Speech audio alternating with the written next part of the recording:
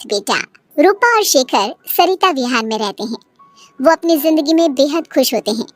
दोनों का शौर्य नाम का एक बेटा भी होता है, जिस पर दोनों ही अपनी जान छिड़कते हैं। शेखर, अब तो आप शौर्य को अपनी गोद से नीचे उतार दीजिए, उसके सोने का टाइम हो रहा है।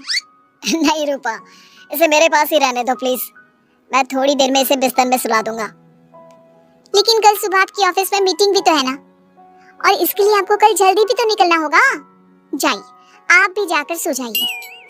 क्या यार, अभी तो मेरी गोद में आया था मेरा बेटा और तुम उसे लेकर जा रही हो। बाद में कर लेना अपने बेटे से प्यार, अभी जाकर सो जाइए। रूपा शेखर से शौर्य को ले रही होती है कि तभी शौर्य रोने लगता है। शौर्य को रोता देखकर रूपा उसे फिर से शेखर को थमा देती है। आपका बेटा ना एक नंबर का नौटंकी है, बिल्कुल आप पर गया है वो। साफ बोलो ना, तुम्हें जलन होती है हम दोनों बाप बेटे का प्यार देखकर। पहले बड़ा तो होने दो तुम शौर्य को, फिर देखना वो सबसे ज्यादा मुझे ही प्यार करेगा। देखते हैं। ऐसे ही दिन बीतते चले जाते हैं और एक दिन कैंसर की बीमारी के चलते रूपा की मौत हो जाती है। अब शौर्य 3 साल का हो चुका होता है, जिसके कारण उसकी दादी शेखर पर दूसरी शादी का दबाव बनाने लगती है। शेखर, शौर्य अभी बहुत छोटा है और उसे इस समय एक माँ के प्यार की बहुत जरूरत है। माँ, मुझे दूसरी शादी नहीं करनी। क्या पता जो दूसरी औरत आएगी वो मेरे बेटे को एक माँ का प्यार दे या ना दे।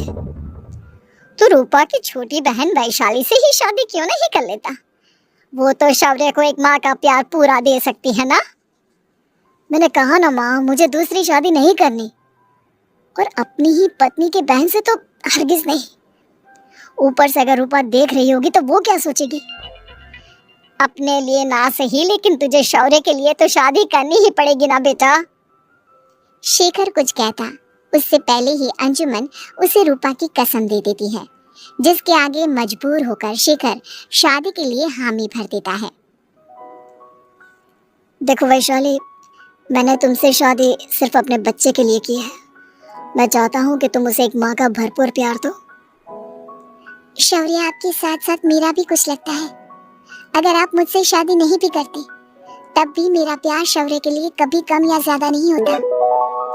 शादी के कुछ दिनों बाद ही शेखर की माँ की भी मौत हो जाती है। वैशाली शौर्य को एक माँ से भी बढ़कर प्यार देती है। शौर्य को लेकर वैशाली का यूं निस्वार्थ प्यार देखकर शेखर को भी उससे प्यार हो जाता है और कुछ सालों बाद शेखर और वैशाली का भी लड़का हो जाता है। लेकिन इसके बाद वैशाली का शौर्य को लेकर बर्ताव बदलने लगता है। वैशाली, मैं देख रहा हूँ तुम आजकल शौर्य का जरा भी ध्यान नहीं रख रही हो।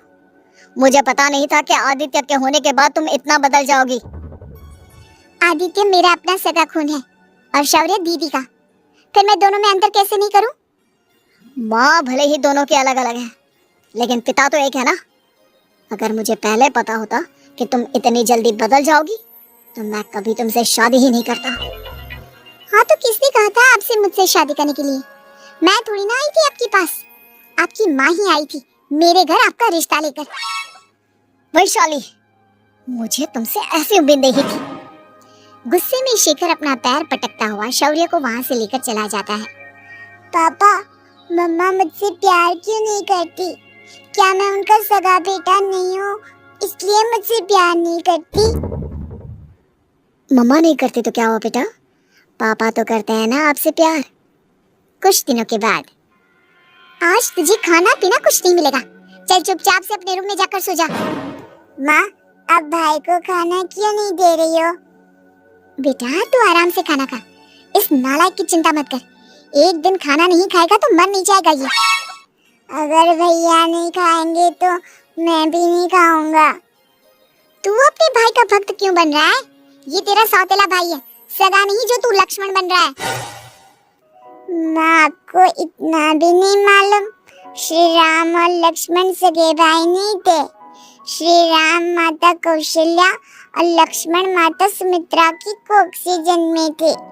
दोनों के सिर्फ पिता एक थे, लेकिन माँ अलग थी। मुझे ज्यादा ज्ञान देने की जरूरत नहीं है, ये सतयुग और त्रेता युग नहीं है, समझी?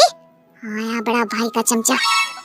इतना कहकर वैशाली वहां से चली जाती है, जिसके कुछ टाइम बाद शिखर वहां आता है और आदित्य उसे सारी बात बताता है।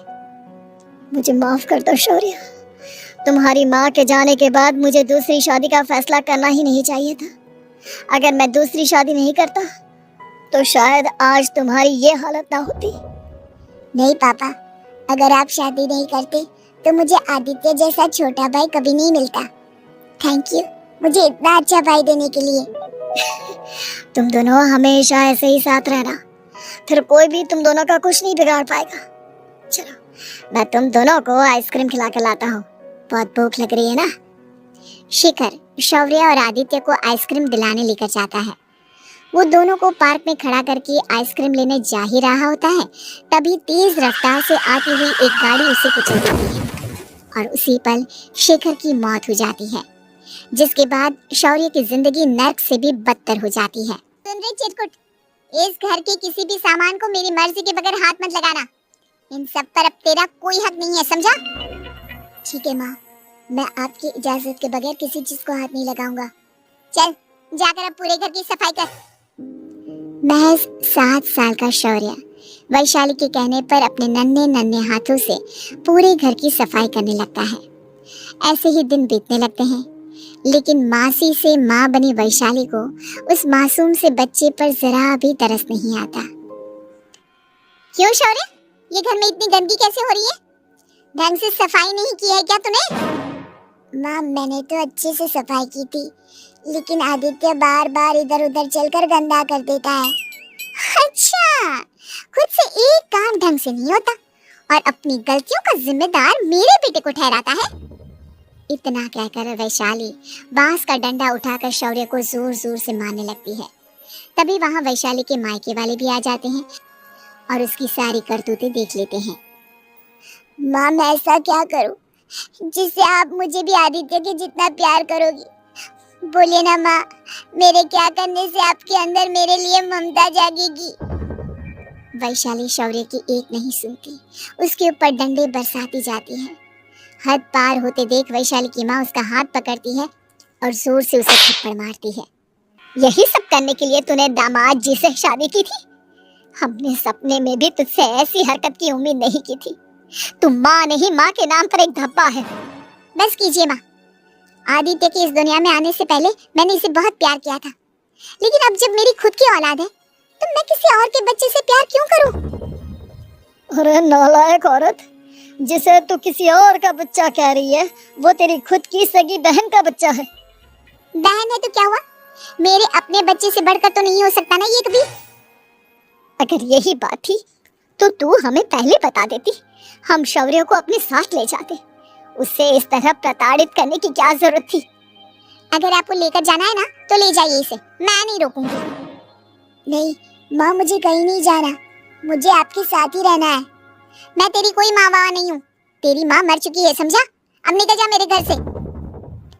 माँ, आप बहुत गंदी हो, मुझे भी नहीं रहना आपके साथ, मैं भी भाई के साथ ही जाऊंगा। अरे तू क्यों जाएगा, तू तो मेरा सगा बेटा है, जाने दे इसे। हम यहाँ ऐश से रहेंगे, तुम्हारे पापा बहुत सारी जमीन जायदाद छोड़ गए हैं तुम्हारे लिए। नहीं माँ, मुझे भाई के साथ जाना है, आप अच्छी नहीं हो, आप बहुत बुरी हो, आप भाई को बहुत परेशान करती हो। देख वैशाली, तुझसे ज्यादा समझ तो इस मासूम बच्चे में है।